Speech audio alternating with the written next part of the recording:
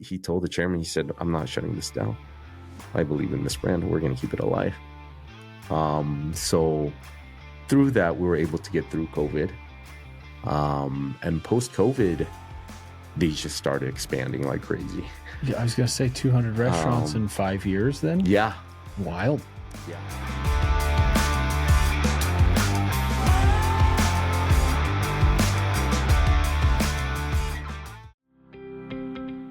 Need a partner who sees the big picture?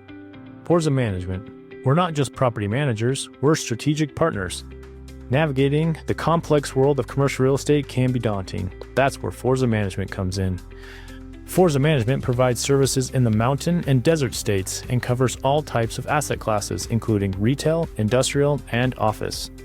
Our team of experts delivers exceptional property management services, namely property maintenance, lease administration, and annual CAM reconciliations. When looking at your next property, check out our website at forzacommercial.com. Forza Management, maximizing your investment and minimizing your stress. Dog Pod. Today we've got a wonderful guest, Dok Kwon, who is president and COO for Cupbop. Thanks for having me, man. Hey, thanks for joining us. Of course, anytime. Yeah, you delivering delicious food to the world. So that's right. We try. and at a Utah brand at that, which we're super fans here, of course, at our office. So, tell us, how long have you been with the brand?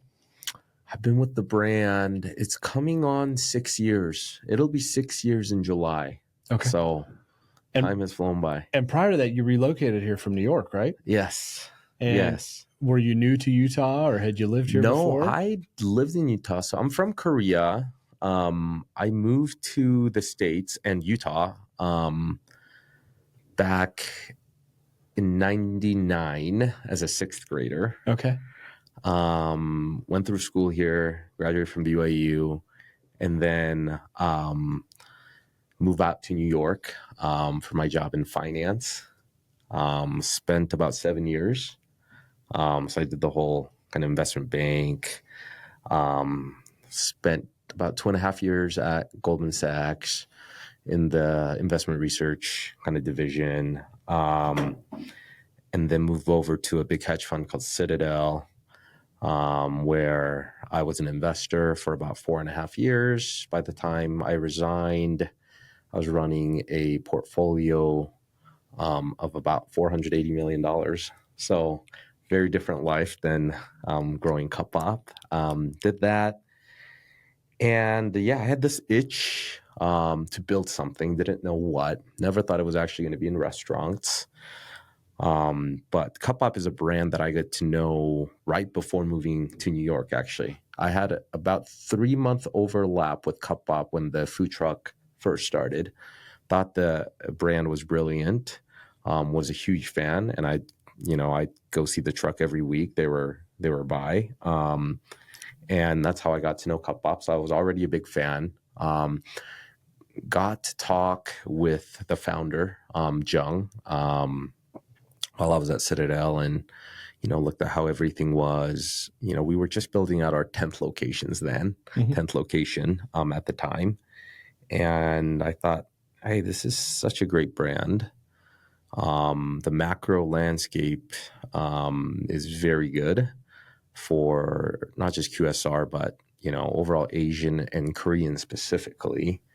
And thought, hey, why don't we go build the first national brand, QSR brand based on Korean cuisine? And so ended up dropping everything, moved back to Utah almost 6 years ago, and have been running since. I love that. Okay, there's a lot to unpack there. Yeah. Okay, there's a lot to unpack. So let's start with immigrating to America. Yeah. Because you said sixth grade? Yep. At sixth grade, I have a sixth grader, yeah. right? And you're old enough to kind of understand what's happening in the world. But that's about it. Right. What was that like? What was it like just moving from Korea and you moved to somewhere in Utah? Yeah. Where? We moved to Orem. You moved to Orem. Okay. Yeah. So that, heart of Utah County, right next to BYU. That's got to be a little bit of a shock. It almost went too fast. So my parents had kind of their plan of giving, their children the opportunity to study in the U.S. and have the opportunity this great country provides. And so, it actually was almost like a family vacation we came through California. We did all the national parks, hit all of that through southern Utah, and they had a good family friends, and they had a friend who lived in Utah at the time, and they looked into the state, found out it was a religious state, and thought, oh, it sounds safer than other places, right? And so seems like a logical conclusion. Yeah, pretty logical. Yeah, and maybe its own version of crazy. Yeah, and for sure. I don't know how my parents did that, but yeah, we ended up coming here, and I remember the last couple of days. One day, as our vacation was ending, my parents sat me and my brother down. I was sixth grader. My brother was seventh grader, and said, "Hey, FYI, we're going back. You guys are actually staying here."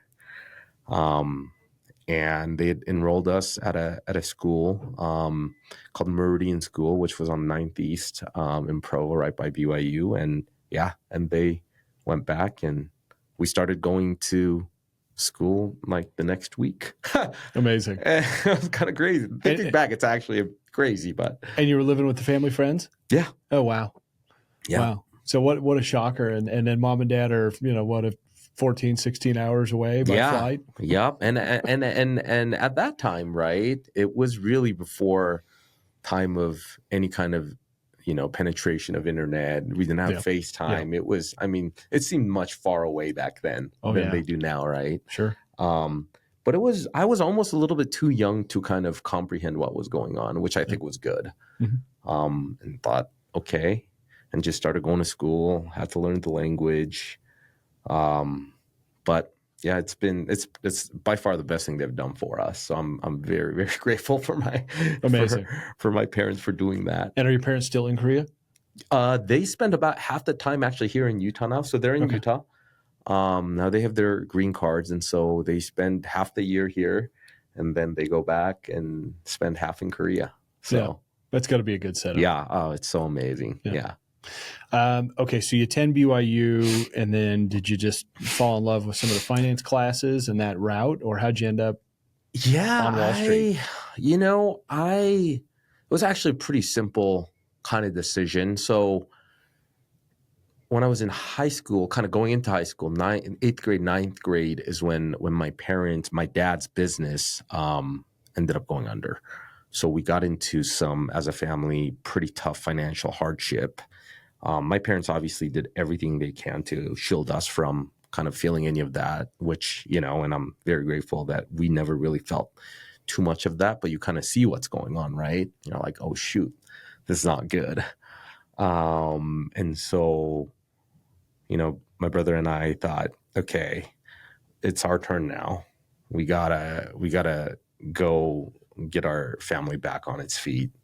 To do that, we're gonna make as much money as possible as fast as we can. And so, I just kind of Googled, hey, where can I make a lot of money? And they said, if you go to a hedge fund in New York, you get paid a lot. So I thought, okay, that's what I got to do. There you go. Yep. Yeah. Step they one, said, what do you do two. that? It's like, oh, you got to go to investment bank, and then you go to a hedge fund. Okay, that's what I got to do then. And so. But just talk about truly wildly different environments. Yeah. You're going through the rest of your youth up to right into adulthood. Yeah.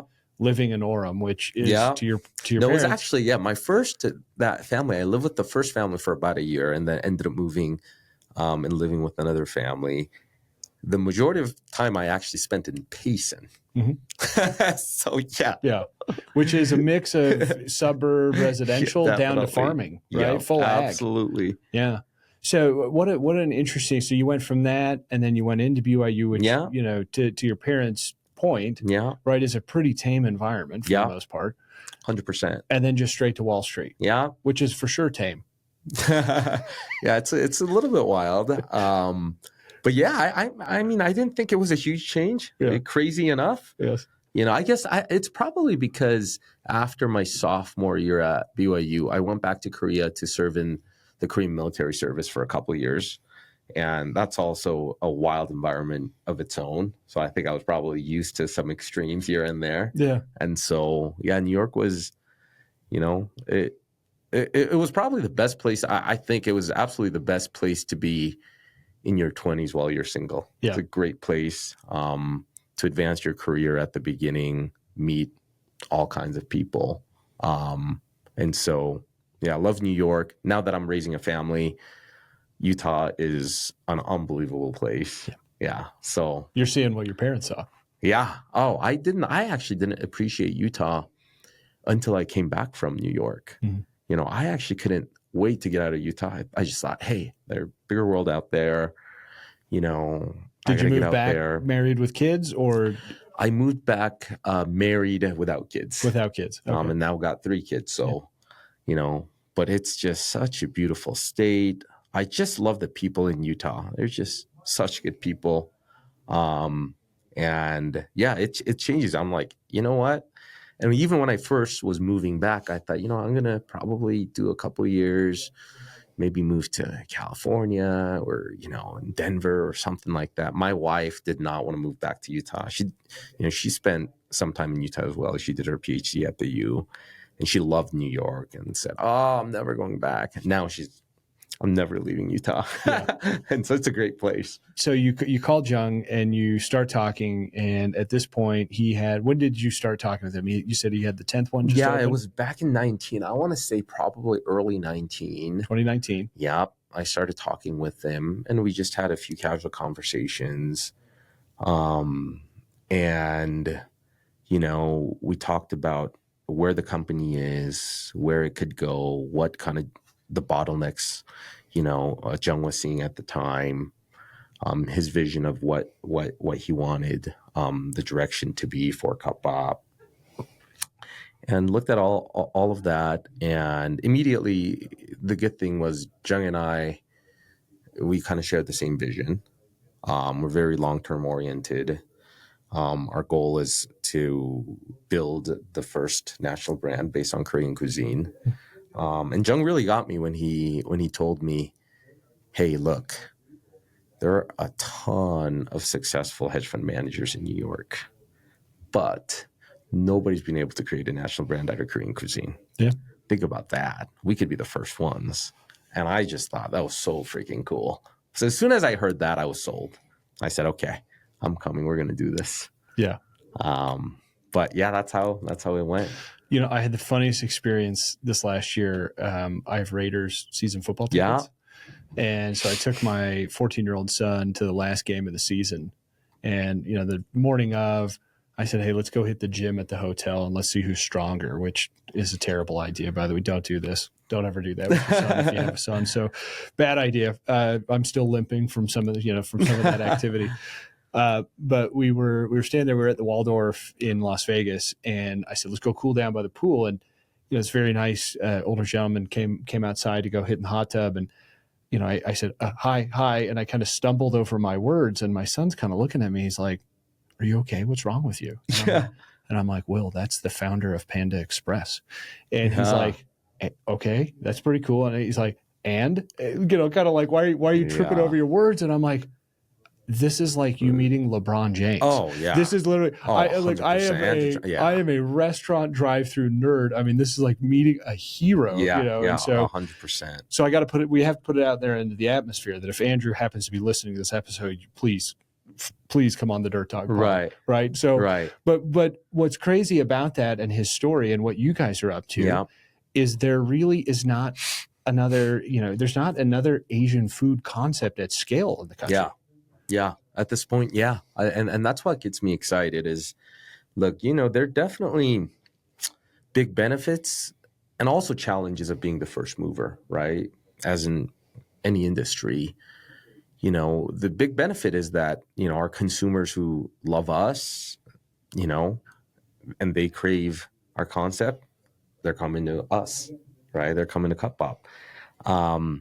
The challenges that we constantly have to face is we have to do the bulk of the education process, right? A lot of people will say, hey, what's Korean barbecue in a cup? It's not as easily understood as a burger sandwich, right? And so we have to kind of create that market, and be the leader in there. But it's been an unbelievable journey, of getting here, and we're only getting started, really. At the end of the day, right? We only have 60 locations here, in the States. But what I am the most proud of is, I'll say that we've gotten here from a food truck without taking capital on.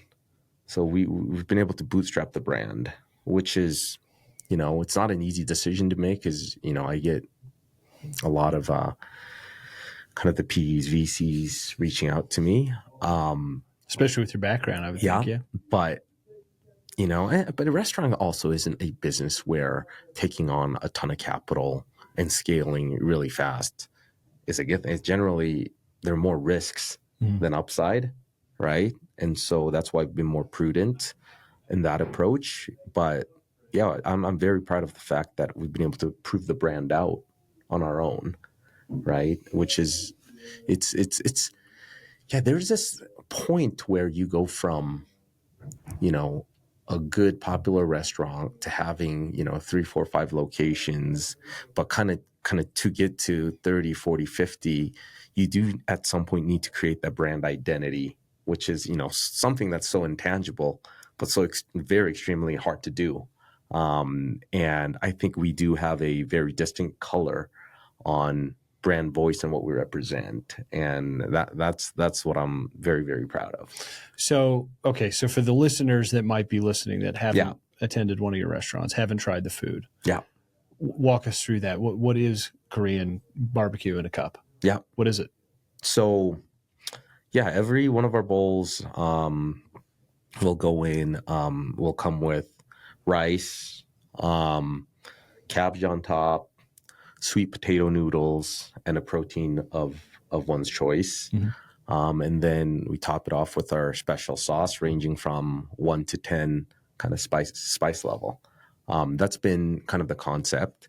Where I'm very excited about is that we have amazing opportunities to widen out the customer kind of funnel, right? Because our sauce is what makes, so all of the ingredients in our bowl is 100% Korean. The only thing that wouldn't be authentic Korean is really the sauce we've created. The brilliance is that's the sauce, right? And so what we've been actually working on is, hey, we could actually capture the authentic Korean market too. And we can do that by changing around the sauce and changing the format a little bit, because all of our ingredients are Korean. So that's something that we're working on that I'm very excited about. All the R&D that we've been doing recently, we just put out our salads for the first time about a month ago. We are coming out with our kind of Korean fried chicken menu, which we're very excited about, and kind of another category of authentic Korean bowls, which, if we go into a bigger city, let's say like New York, when they see Korean barbecue in a cup, they have certain expectations of what that is, because they're just much more familiar. The people there are a lot more familiar with Korean food than, say, in Utah, right? And so, we have an opportunity to kind of capture that customer base as well. And so, we're working hard on the R&D side and very excited for what's to come. That's amazing. So the food truck started in 2013. Yeah. And you've gone, and today, 2025, as we're recording this, you have about 60 restaurants in the U.S. Yeah. And then you're just working on your first opening in UAE, in Dubai. Yeah, that should open the first week of July. Okay. Yeah. That'll be nice and chilly in July. Yeah, that'll be, it'll be but the shorts and very, the short very, sleeves. very, very painful probably. It's very odd. Cooking. And then we'll have a couple more in Dubai opening in September as well. So, and ultimately in the UAE, we should have at least 10 units. We have an amazing partner out there. Big shout out to Ramal. Great group, unbelievable operators. And so we're very excited about that. Yeah. We'll be making our way into Canada as well. amazing partner that we found, very sophisticated in the food space. So we're actively looking for units in Canada right now. So that's something we're very excited about. We've corporately run, except international, traditionally have been all corporate, with exceptions. You know, there's a big group that was grandfathered in before my time that owns about 20 units at this point. But other than kind of people internal, we haven't kind of opened things up for franchise. We've just started testing the waters on that. The reason we haven't has been because we just felt that we weren't ready. The biggest being on the supply chain side, right? Our proprietary items, including kind of our meats, our sauces, a lot of that was done regionally and at the store level, which, you know, you can't scale. Yeah. Doing that, much harder, consistency issues, this and that. And so we finally kind of got all of that dialed in, being produced at central locations and getting distributed. That just happened earlier this year. You brought a couple of commissaries online then, or? No, we outsourced it. We found great partners, and now completely outsource it. So they produce it and plug it into Cisco, and there you have it now, right? And that took some time. And meats, we used to, you know, have the marinades. We used to marinate it inside the store at every and do that. Now we've been working with the partner, amazing partner, to create kind of make sure that, you know, we improve the quality while, you know, centralizing kind of the whole process. And so, you know, now we have we're working with the factory out in a plant in California where they marinate everything there, plugs into Cisco, distributed. So consistency is good. Now it's scalable. And yeah, so we're very excited for what's ahead. Yeah, we haven't, this is probably the first time in more of a public forum I'm talking about it. Yeah. Because we haven't really gone public with it. But yeah, I think there have been rumors around and we've had a lot of people reaching out. Listen, we love when new information gets dropped here on the Dirt Dog Pod. That's what Porter and I really look forward to, these little tidbits. So, you know, it's interesting. So as you've thought through the process of how to bring on additional operators and potential, you know, franchisees, you know, step one really was to dial in the whole operational side. And how do we supply this at mass? And is that just because you haven't chosen to take on the capital? And if you do open it up to franchise, I assume what's going to happen, like every other franchise concept we've had on here, you know, whether it's Hangry Joe's or Dave's Hot Chicken, or we've had a lot of these hyper franchisees. I would assume your concept's just going to go nuts through the whole country. I think we'll have a very exciting growth curve, but we'll make sure we're responsible with it, right? And that's the whole reason why, you know, post Shark Tank 3 years ago, when we just got flooded with franchise requests, we just said, no, we're not going to do it right now because we got to dial it in. And that's where kind of our long-term oriented kind of mindset comes in, right? And so we're going to be very picky in working with the right operators. We're really only thinking about multi-unit people with experience in food, people that. And also fit is important. Obviously, we need to be able to, you know, have that fit and have that, because ultimately we have to have trust between the franchisor and the franchisees. And, you know, you have all of that together, then yeah, we'd be excited to partner up and see what we could do. But I think the good thing is we've really proven out the model ourselves, right? And so we have a lot of conviction. And we have a lot of people, actually our people internally who joined us and who are with us for this opportunity, really. And that's been exciting. And you know, because our people they know our brand the best, right? And seeing the conviction from our people, that's always a good thing. But yeah, we'll be responsible. The worst thing you can do is, in any business really, is grow too fast.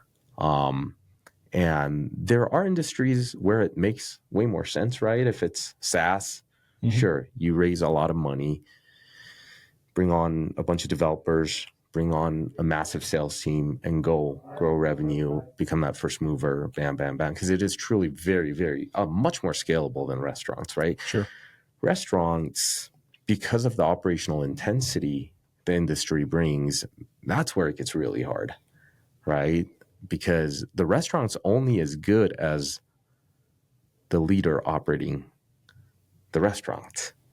And we got to make sure that we find the right operators. And so, yeah, we're being very picky for sure, and we'll take it slow. Yeah, So it's interesting thinking about that. I was sitting on a Dutch Bros earnings call a couple of weeks ago. Yeah. And the person that was relaying information about where they were at was talking about how they had about 150 new store managers in training that were ready to roll. And, it's interesting thinking of the size of them. That's right. unbelievable. What an asset, right? And I thought, boy, that is not reflected on a balance sheet, but my goodness. Oh, that's everything, right? And scale, it's kind of a self-fulfilling prophecy in that the scale allows you to also do that, right? And attract the best talent, right? But the great brands like Dutch Bros, great local brands that we've seen come out of Utah, just unbelievable what they've done.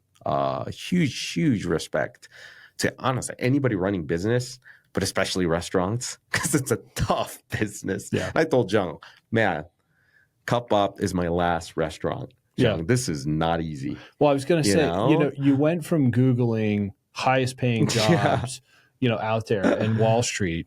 And then historically, at least, most people would tell you were nuts if you were still anticipating a high earning job. And hey, let's just go dive in and run a whole bunch of restaurants. Right. So it's a whole different deal. Yeah, I'm a little bit crazy in that sense. I like to, I'm a big risk taker. I take risks and I go all in when I think it's the, right opportunity. Yeah. So I have celiac. I developed that a few years ago. And one of the serious downers of life, besides not eating bread, which is its own thing, right? But is the fact that, you just can't really eat at very many Asian food places. Yeah. And whether it's a, local restaurant or a chain or whatever, it's just not much. Now, one thing I have noticed, your restaurants are ones that I can eat at, right? Those back to the sweet potato noodles, right? Those are gluten-free, which is great. So many of your sauces are, which is tremendous. The thing I've noticed has been interesting, and I appreciate your approach on slow growth. No matter which store I've gone into, they know what's going on. Yeah. They understand that I have an allergy. They take the care to make sure that I'm addressed and that they're not cross-contaminated. Like, the staff has been very well trained across the restaurants. That's great to hear. Yeah. We've been moving that way for sure. And our actually goal is to, right now, our kind of big goal is to make all of our menu just default gluten-free. And the main ingredient that, kind of gets in the way generally is soy sauce. They have gluten-free soy sauce. That's an easy switch, but it generally costs just unbelievably more. Yes. But, we have great connections and thankful to our some of our partners in Korea, where all the soy sauce that we now source through them it's all gluten-free, and that's why we're able to have a lot of these gluten-free sauces. And we're in the process of trying to just get everything default gluten-free. And when that day is here, I'll be very happy. Celiacs across the country just rejoiced as you said that. Let me tell you. Yes. No, that's a good thing. It's what a weird thing. Like, who thought that we should put wheat in to ferment soybeans to create soy sauce, right? Like, when I got celiac, there were so many random food items that had wheat in them that I had no idea. Right. And that is one of them. Yeah. Right. I mean, it's literally soybeans. Right. It's really soy sauce. So almost any Asian cuisine has soy sauce. Yes. And not very many are thinking about using gluten-free soy sauce. Right. Right. Yeah, that's correct. That's interesting. Well, I think that's a great move, personally. Hopefully I think so too. Hopefully that works out brand wide. I think so. I think it will. You forgot to mention you just casually have 200 restaurants in Indonesia. We have a lot in Indonesia. Can you just, my first reaction is, what in the world? Yeah. How did you end up with more restaurants in Indonesia than everywhere else combined? A great question. So this was back when Jung was running his food truck. There were a couple of U of U students, Indonesian students, they're brothers, that just loves Cupbop and they were following the truck everywhere. And one day, their names are Alvin and Devin, big shout out. They went to Jung and said, hey, Jung, we want to take this to Indonesia. And Jung said, hey, I have one food truck. I can't go anywhere. I barely get out of Salt Lake, you know? Yes. Well, Jung felt bad. And he said, come back to me in a year. If you feel the same, let's try to figure something out. To almost just kind of, you know. Push them off. Push them off. They came back exactly a year later and said, Jung, you promised. Okay, what do we do now? Jung said, okay, I don't know. What do you guys want? He said, come to Indonesia with us. So they ended up traveling back to Indonesia. And it turns out that these two brothers, the family that they come from, they're like the 10th largest company in Indonesia. So very prominent family. And said, hey, we have all the infrastructure here. We run a huge F&B business, several hundred locations already. And said, we want to partner up and bring Cupbop. And they did a handshake, and here we are.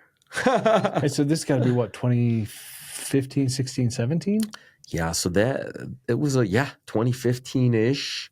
When I joined, they only had 3-4 stores in Indonesia back in 19. And then COVID hit, so we almost shut down Indonesia. And this brings back the importance of partnership, right? And so we were at a situation because a lot of brands were just shutting down because it's very hot in Indonesia. Everything's inside malls, and malls just all shut down. Sure. So, we were thinking about potentially, having to shut it down because there was pressure from, the chairman. But at this point, the two brothers and we at that point have become just very good personal friends, right? And they love the brand. They have the conviction in the brand.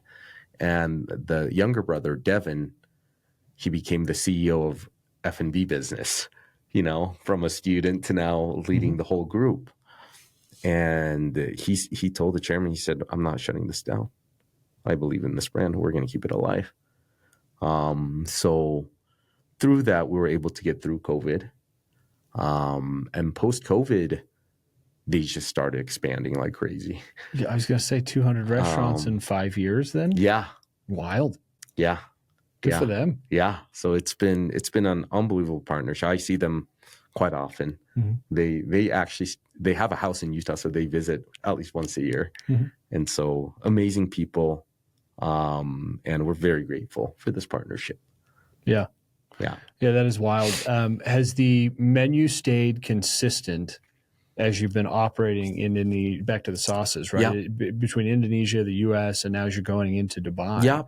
Is it consistent, or are you We've had to localize things? it a little bit. Have you? Right. So we have kind of our core concept of kind of our bowls, right? But, it's both kind of UAE, Indonesia. We got to go halal, obviously, over there.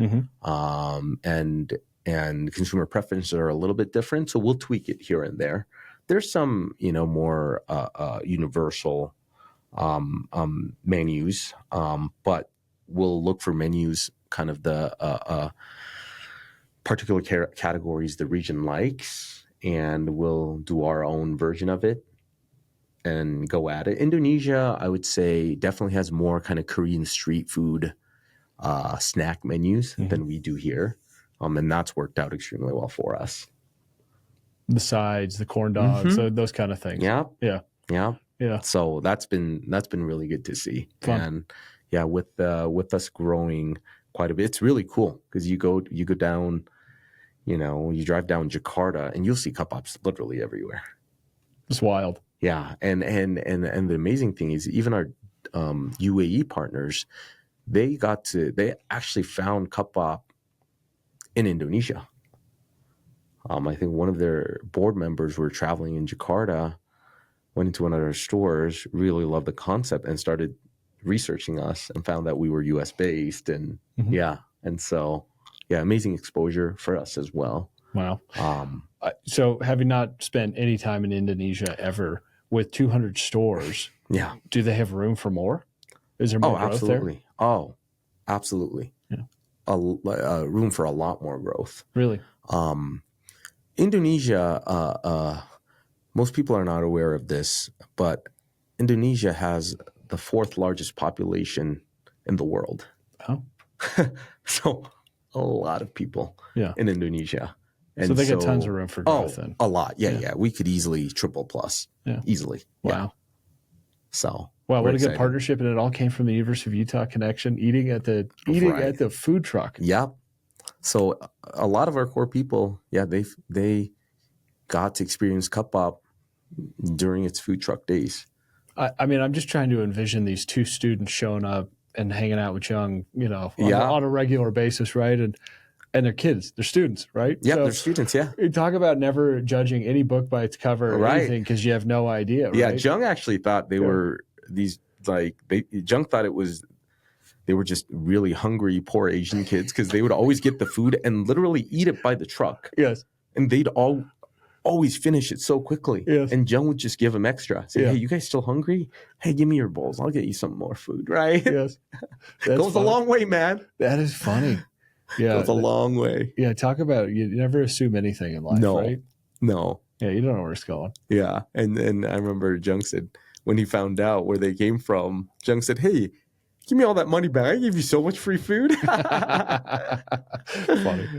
So, okay. So we got just under 300 stores open. You got the concentration there in Indonesia. Yeah. And considering this multi-unit franchising, I would say you have got a pretty intense, next 5 to 7 year run here. I think so. Yeah. Yeah. We're definitely excited for it. Fun. Yeah. No, it's an exciting time. It's an exciting time for Cupbop. Yeah. Well, that's amazing.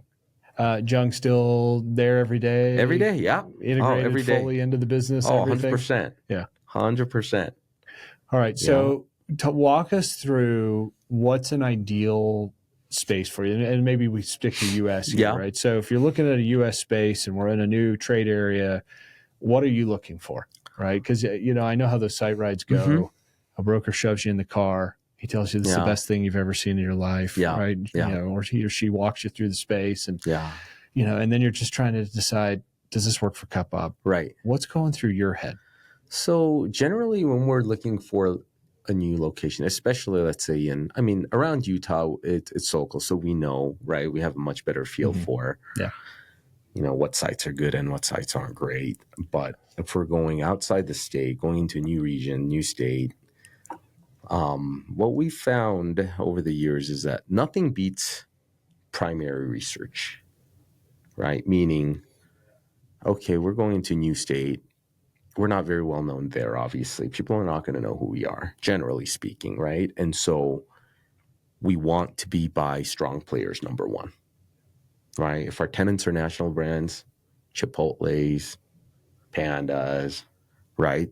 That's a big plus for us, and that's what we want, because that gives us an opportunity for people who are coming to, a certain area to eat, having not necessarily decided sometime, right? Mm-hmm. And might try us. And if we convert them, then amazing, right? And so that's one thing we look for. And then what we generally do is we will kind of map out all the Pandas and Chipotle's.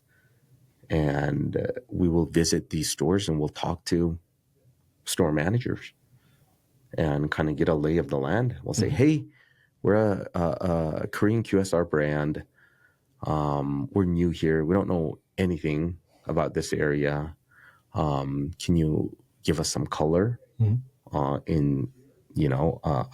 you guys in this region? The number of stores, kind of, your best performing, worst performing.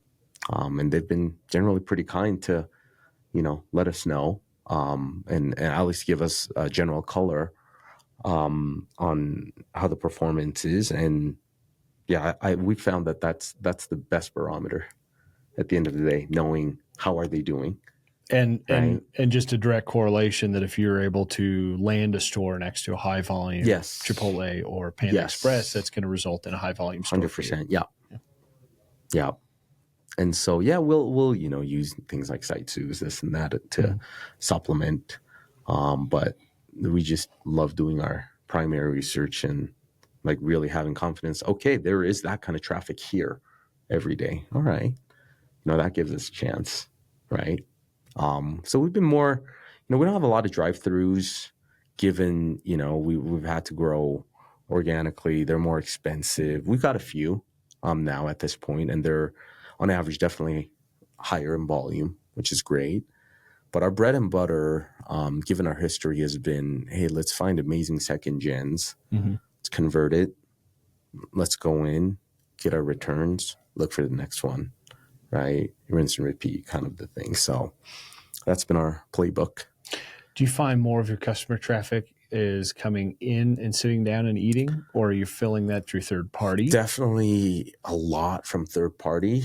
We're over 35 to 40% is third party for us, which is a big, it's a big portion. And then, even kind of the consumers who come inside the stores, more often than not are pickup for us. And that's one advantage we have, along with the fact that our DNA roots all the way back to food trucks. We can be very flexible with size of the space. We don't like big spaces. We don't like smaller spaces. Our first store, my favorite store, and all of our favorite stores, it's our Provo location by BYU, and it's a walk-up window, right? And it's a couple hundred square foot. That's it. And we have another couple hundred foot of storage downstairs.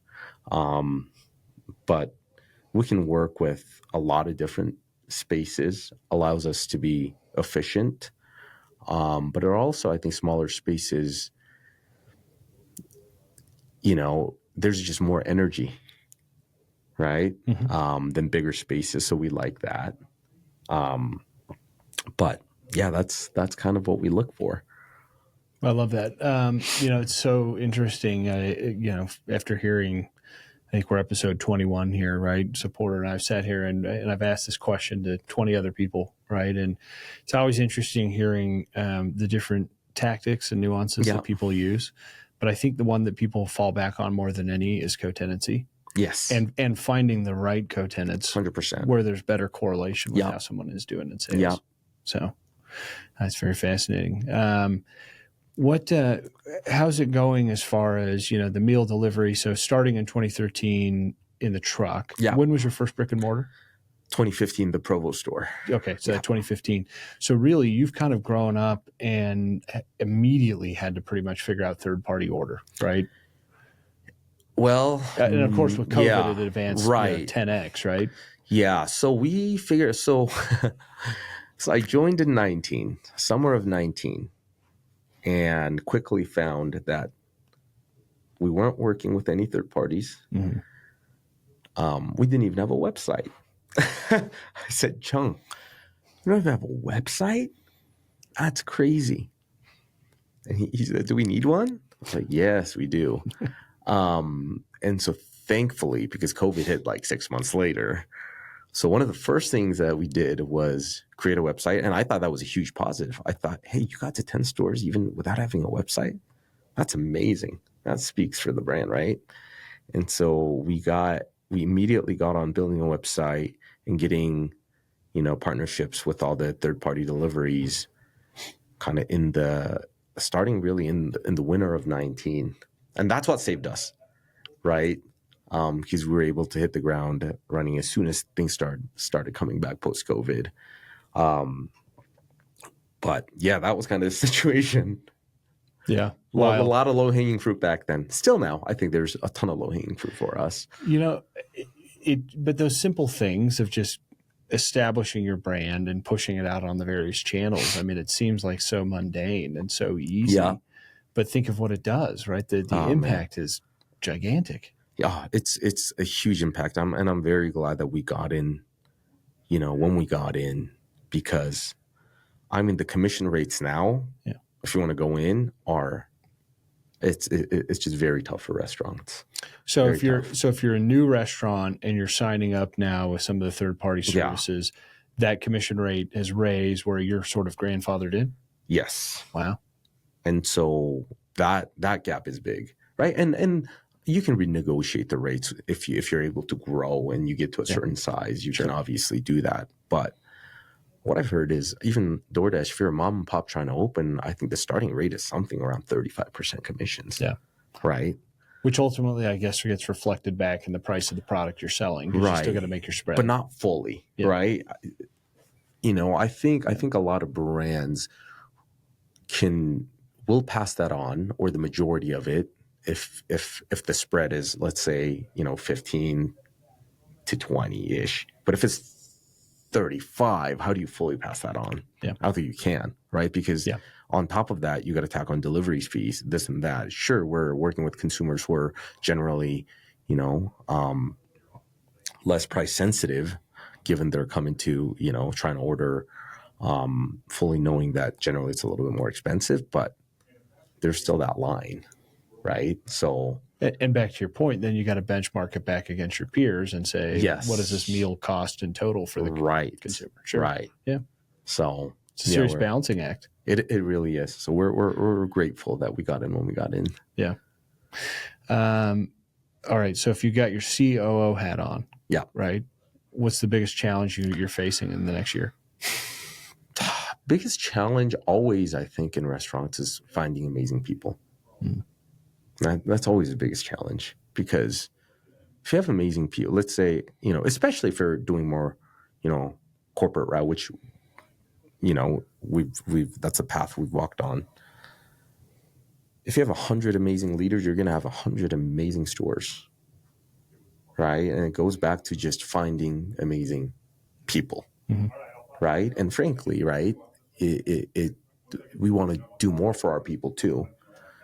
But when when you're a 10-unit brand 5 years ago, trying to self-fund, pay for all of your stores while growing your team, when Chipotle is out there, offering, benefits that we can't match, it's hard, right? And you try to just close that gap one step at a time, which is what we've been doing. And we've closed the gap quite a bit, which I'm very proud of. But yeah, the biggest challenge always is finding amazing people. Yeah. What do you see in turnover at the store level? Store level,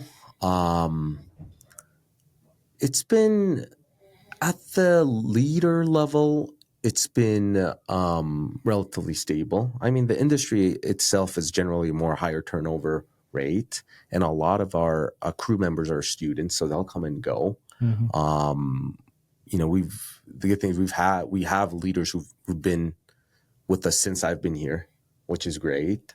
But yeah, I would say we're not really overall. I wouldn't say we're significantly either below average or above average. I think we're kind of right in with the mix.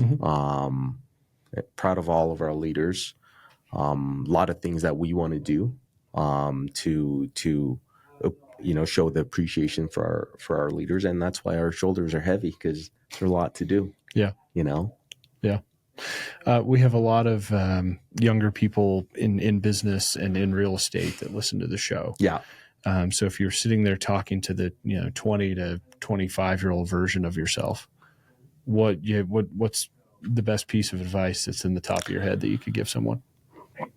I mean, it's pretty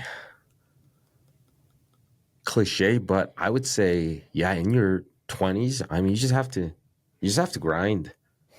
Always raise your hand with everything, right? Be that go-to person and just deliver, and, get noticed as somebody who's always willing to take on more, and somebody who's reliable, that somebody can count on. I think if you do that early on in your career, and sure, it takes more time, more work, your work-life balance is going to be below average for sure, but I think you get that back in the back end quite quickly.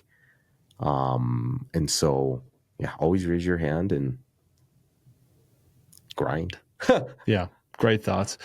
If you go into a Cupbop today for lunch, what are you ordering? What's your go-to? Oh, it's the piggy. It's a spicy pork, man. Koreans are all about that. Really? Yes. Yeah. And you go to the 10? No, I'll go with the 7.5.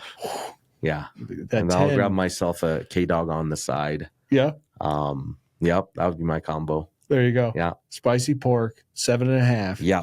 Now, just throwing it out. For me, is that 7.5 just going to just tear me up? No, it's not too bad. So do I need to pull it back from there? Probably pull it a little bit. Okay. Right. Pull it a little bit. Not crazy. Just see that immediate. Not crazy. Right. But yeah, I mean, Koreans love their spicy pork. Yeah. Our most popular is the beef and our fried chicken rock. Yeah. But I'm personally a spicy pork guy. So Porter and some of our development team like to take one of our construction managers out and feed him spicy food because he does not agree with spicy food at all. So they'll have to take him to Cupbop next time. Please do. Just sneak like a 4 in there and see what happens and see if Russ can handle it. Amazing. Doc, we appreciate you joining us so much on the Dirt Dog Pod today. It's so fun to hear about Cupbop. For anybody that's out there listening that hasn't been, go check it out. Absolutely. Thank you so much for having me. Yeah, thank you.